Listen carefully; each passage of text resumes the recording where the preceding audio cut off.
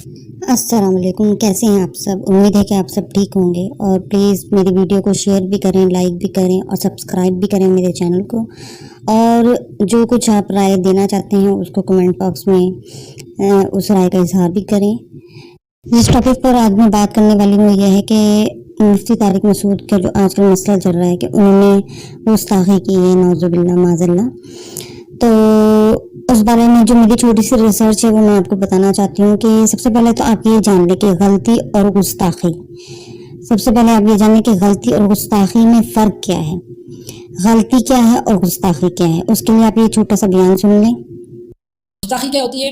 وہ جان بوجھ کے کی جاتی ہے، اور غلطی کسی وقت ہو جاتی ہے۔ اب نیت و حال تو اللہ جانتا ہے، وہ تو ہمیں نہیں پتا۔ ایک سے غلطی ہو گئی، ایک سے گستاخی ہو گئی، اب ہم نیت پہ فیصلہ کر رہے ہیں، وہ تو نہیں ہوتا۔ واللہ اعلم بایمانہم، وہ تو اللہ ہی جانتے ہیں اندر کے حال کیا ہے۔ تو ہمیں تو ایک سیدھا سادہ کوئی راستہ بتایا گیا نا، کہ نہیں بتایا گیا؟ ہم اس اگلے بندے کی زندگی کا ایک ٹریک ریکارڈ دیکھیں۔ ایک بندہ دین کی محنت کر رہا ہے، دن رات دین کے لیے تڑپ رہا ہے، ان کی تفسیر ساری چیزیں بیانات آ رہے، اور سب اللہ اس کے رسول کی محبت میں اور دین کے احیا کے لیے آ رہے۔ اور ایک آدمی گستاخی کرتا ہے، اس گستاخی میں وہ پکڑا جاتا ہے، اس کو روکا جاتا ہے، اور اس کا ٹریک ریکارڈ دیکھا جاتا ہے، تو وہ بار بار بار بار وہ چیزیں آ رہی ہوتی ہیں۔ تو زندگی کے ٹریک ریکارڈ کو دیکھا جا سکتا ہے کہ یہ اس سے آیا غلطی ہوئی کہ یہ گستاخی کر رہا ہے۔ یہ سمجھنے کی بات ہے، ہمیں کیا مرنا نہیں۔ دوسری بات سمجھیں، ایک آدمی سے غلطی ہو گئی، کسی نے اس کو بتا دیا بھائی آپ نے یہ بات غلط بیان کر دی، اس نے جیسے ہی دیکھا اس کو تحقیق ہو گئی، فوراً اس نے آگے جب معافی مانگ لی تو بات ختم ہو گئی۔ اس کے بعد بھی اس کو برا۔ پھر دوسری بات یہ سمجھنے کی ہے کہ آپ جب کسی کی زبان سے اس طرح کا جملہ نکلتا ہے تو شریعت میں ہر چیز کی واضح ہدایات موجود ہیں۔ ایسا نہیں ہے کہ اگر کسی سے کوئی زبان سے غلط بات نکل گئی آپ اس کو کافر اور گستاخ ڈکلیئر کر دیں۔ انسان کی سابقہ زندگی کو، اس کی ہسٹری کو، اس کی تاریخ کو، اس کے کام کو دیکھا جاتا ہے کہ یہ آدمی کام کیا کر رہا ہے۔ تو آپ مجھے بتائیں، جو آدمی ساری دنیا میں پھر رہا ہے، گلی گلی جا رہا ہے، مسجد مسجد، قریہ قریہ جا کے دین کا پیغام پہنچا رہا ہے، قرآن کی عظمت بیان کر رہا ہے، لوگوں کو سیرت سے، سنت سے، قرآن سے، دین سے جوڑنے کی کوشش کر رہا ہے، آخر اس کو کیا پڑی ہے؟ کون سا بیوقوف آدمی یہ بات ابھی ہم تھوڑا سا پیچھے جاتے ہیں ماضی میں اور اب دیکھتے ہیں کہ مفتی طارق مسعود صاحب نے ایسا کیا کیا ہے، کہ ایسا کیا انہوں نے کیا کہ لوگ ان کے پیچھے ہی پڑ گئے ہیں۔ کوئی ان کو گستاخ کہہ رہا ہے تو کوئی کہہ رہا ہے انہوں نے غلطی کی ہے، کسی نے ان کے حق میں ویڈیو بنائی ہے تو کسی نے ان کی حمایت میں ویڈیو بنائی ہے۔ تو ایسا انہوں نے کیا کیا، تو تھوڑا سا ہم سمجھ کر لیتے ہیں کہ انہوں نے ایسا کیا کیا۔ اچھا، آج کل وہ کینیڈا میں، اور کینیڈا میں انہوں نے ایک ایسا لیکچر دیا ہے جس کو آپ خود سنیں کہ انہوں نے اس میں ایسا کیا کہا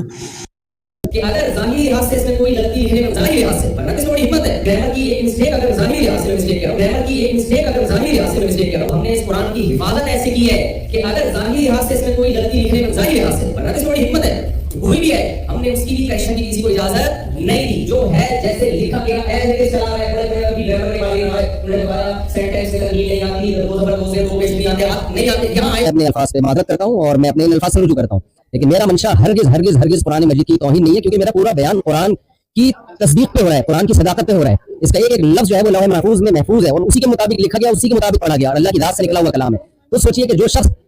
قرآن کی صداقت کو بیان کرنے کے لیے آیا ہو، وہ کیسے قرآن کو کہہ سکتا ہے کہ معاذ اللہ یہ غلطیوں کی کتاب ہے، معاذ اللہ۔ میرا کلپ آپ سن سکتے ہیں۔ دوسری بات، نبی صلی اللہ علیہ وسلم کی شان کے لحاظ سے جو میں نے یہ بات کی کہ آپ صلی اللہ علیہ وسلم لکھنا پڑھنا نہیں جانتے، میں نے ہرگز ہرگز آپ کو ان پڑھ کا لفظ آپ کے لیے استعمال نہیں کیا، یہ توہین کا لفظ سمجھتا ہوں میں۔ میری کی دیری تھی کہ پورے سوشل میڈیا پر ایک بھوچال سا آ گیا، ایون کہ مفتی طارق مسعود کے اپنے ہی مکاتب فکر کے لوگ ان پر سوال اٹھانے لگے اور ان کے اس بیان کو کنڈیم کرنے لگے۔ اچھا، پھر مفتی طارق مسعود صاحب نے اپنی اس غلطی کا احساس ہوا اور انہوں نے اس غلطی پر معذرت کی اور اپنا ایک بیان ریکارڈ بھی کرایا۔ اگر کسی کو یہ میرے لفظ سے یہ لگا کہ میں نے سید الانبیاء صلی اللہ علیہ وسلم کی توہین کی ہے تو میں اس سے بھی معذرت چاہتا ہوں، اور میرا عقیدہ یہ ہے کہ میں یہ سادہ سمجھتا ہوں کہ ناموس کی رسالت پر احساس ہوا اور انہوں نے اس غلطی پر معذرت کی اور اپنا ایک بیان ریکارڈ کرایا۔ اس بیان کو زیادہ تر لوگوں نے نہیں سراہا، بلکہ کہا کہ یہ قابل قبول نہیں ہے، ایون کہ ان کے اپنے ہی مکتب فکر کے لوگوں نے اس سٹوری کو قبول نہیں کیا۔ یہ دونوں پڑھنے کے اعتبار سے تو ایک ہی آواز دیتے، اور پھر آپ کو شاید وہ قانون بھی ارشاد الصف کا گرامر کا معلوم نہیں ہے، اضربن سے اضربا، اضربن سے اضربو، اضربن سے اضربی، لنسفعن، اس پر وقف کریں گے تو پڑھیں گے لنسفعا، تو الف لکھ دیا تو کون سے گرامر کے خلاف ہو گیا؟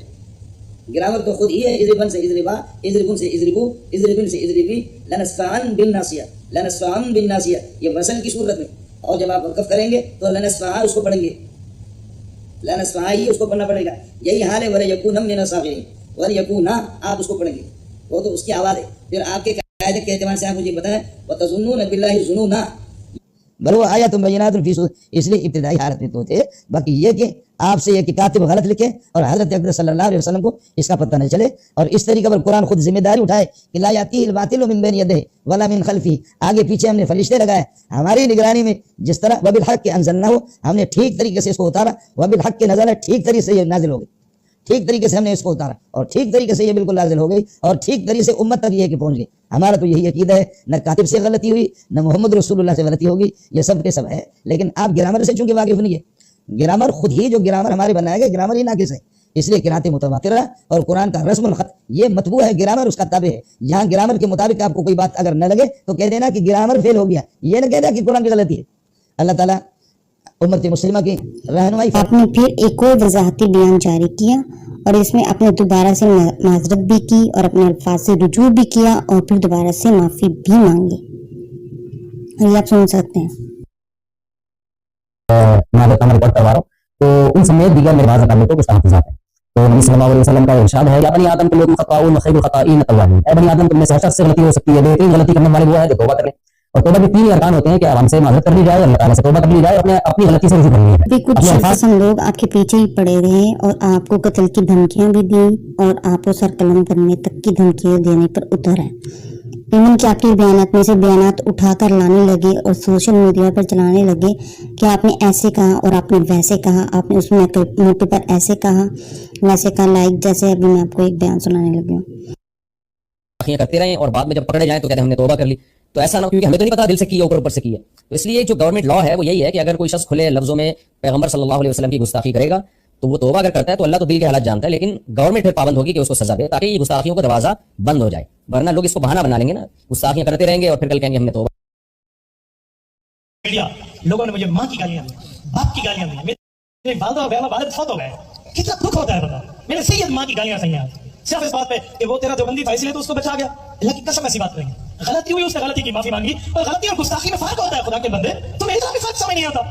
اگر تم اس بات کی بنیاد پہ کہتے ہو کہ وہ قادیانی ہو گیا، اس نے غلطی کر لی، نعوذ باللہ، تم ایک جملہ کہتا ہوں، قادیانی تو اپنی کفر پہ ڈٹ گیا ہے اور یہ بیچارہ مولوی تو اپنی غلطی بات کر کے معافی مانگ گیا ہے، تو پھر بھی پیچھے نہیں رکھے. وہ شرم کرو یار، غلطی انسان سے ہو جاتی ہے تو ہو جانے کی مطلب تھوڑی ہے کہ تم جو مرضی رگڑ کر کو. میں نے انہیں پرسنل میں کچھ سفر پہ تھا اور میں نے بھی کچھ اپنی گزارشات مفتی صاحب سے عرض کی اور اس میں امت غم و غصے میں اس کا رد عمل کا جو اظہار کیا وہ بہرحال جو ہو گیا سو ہو گیا. لیکن مفتی صاحب نے اب واضح طور پر بتایا کہ مجھ سے غلطی ہو گئی. انہوں نے اپنی اس بات سے رجوع کر دیا جس میں چاہے قرآن کی تحریف کی طرف اشارہ ہو رہا تھا یا رسول پاک صلی اللہ علیہ وسلم کی شان میں گستاخی کی کوئی اس قسم کا شائبہ تھا. مفتی صاحب نے واضح طور پر ان سے رجوع بھی کر لیا، توبہ بھی کی اور عوام سے معافی بھی مانگ رہا ہے. اور علماء سے اس کے بعد میں نہیں سمجھتا کہ ہم ان کے گھر کو یا ان کی جان کو یا ان کی اولاد کو کوئی نقصان پہنچائے. ہمیں سیرت میں اس کی بہت واضح مثالیں ملتی ہیں. حضرت ہے ایک اور روایت کے اندر آتا ہے، وہ بھی صحیح حدیث ہے کہ اللہ تعالیٰ اپنے بندے کے گناہوں سے اتنا خوش ہوتے ہیں جس طرح وہ انسان خوش ہوتا ہے کہ وہ صحرا میں جا رہا ہے، اس کے پاس ایک سواری ہے اور اس سواری پر اس کے پاس زیادہ رائے کھانے پینے کا سامان ہے. اچانک اس سے اس کی وہ سواری صحرا میں گم ہو جاتی ہے اور اس کو ہر طرف ریت ہی ریت نظر آتی ہے اور اس کو یہ لگتا ہے کہ اب میری موت یقینی ہے، اس لیے کہ نہ پانی، صحرا میں انسان نا امید ہو جاتا ہے. اس کی اچانک اس کو اپنی سواری، اس کی آنکھ لگتی ہے، جب آنکھ کھلتی ہے تو اچانک اس کی سواری اس کو سامنے کھڑی ہوئی ملتی ہے تو وہ خوش ہو جاتا ہے اور خوشی سے کہتا ہے اللہم انت عبدی وانا ربک، اے اللہ آپ میرے بندے میں آپ کا رب ہو. خوشی میں کہنا یہ چاہ رہا تھا کہ اللہم انت ربی وانا عبدک، اے اللہ آپ میرے رب میں آپ کا بندہ، لیکن خوشی میں وہ الٹا کہہ دیتا ہے. آپ نے فرمایا جتنا یہ شخص اس سواری کے ملنے پہ خوش ہوتا ہے، اللہ تعالیٰ اپنے گناہگار بندے کی توبہ پر اس سے زیادہ خوش ہوتا ہے.